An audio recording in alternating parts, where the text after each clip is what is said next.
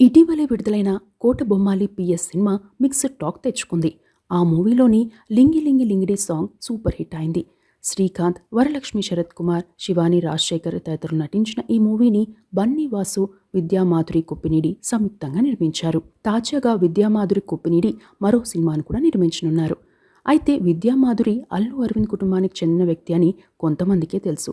అల్లు అరవింద్కి ముగ్గురు సిస్టర్స్ ఉన్నారు. వారిలో పెద్ద సిస్టర్ నవభారతి కాగా మరో ఇద్దరు సురేఖ, వసంతలక్ష్మి. సురేఖ మెగాస్టార్ చిరంజీవి భార్య అనే విషయం అందరికీ తెలుసు.